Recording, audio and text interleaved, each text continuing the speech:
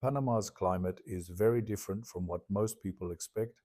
We've been living here in the highlands of Panama since 2010, and over time, we've built a small community. Not a hotel, not a typical rental setup, just a quiet place for people who are looking for nature, community, and a simpler way of life. Maybe the right place for you as well. Yesterday, we had a pretty extreme example up here in the highlands, only 20 degrees.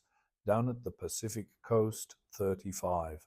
That's a 15-degree difference on the same day, with just about a 30-minute drive and roughly 1,000 meters in elevation. And that's exactly why it's worth understanding how the climate here really works. A lot of people don't understand why it's often drier up here on the Pacific side than on the Caribbean side, right along the mountains.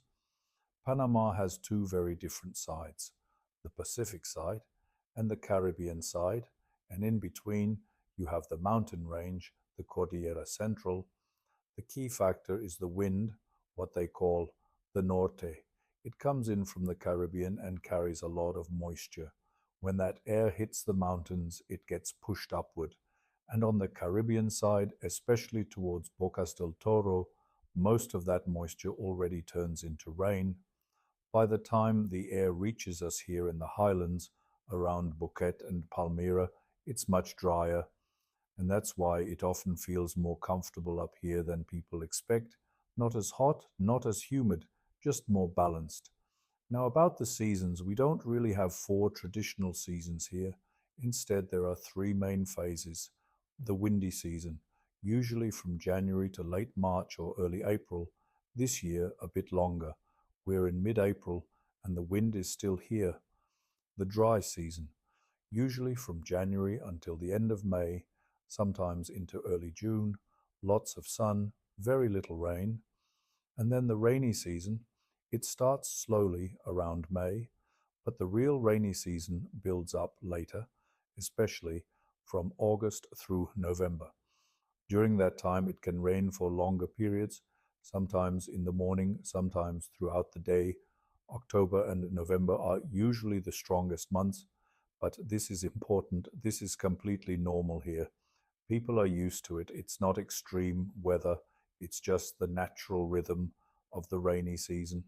And even then, we still have around 350 days a year where you see the sun at least at some point. Rain usually comes in phases, not all day. So the real question is not, is Panama good or bad? It's which climate fits you. If you like it hot and steady, the coast is your place. If you prefer something cooler, more balanced and quieter, then the highlands are a completely different world. For people who want to actually experience this, we have fully equipped apartments here right inside our community.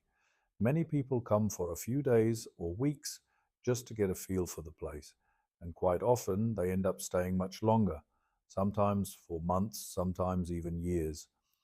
That's exactly why we offer what we call a reality check, not as a tourist, but to really understand what daily life here feels like. You don't get that from pictures and not from text. You have to experience it.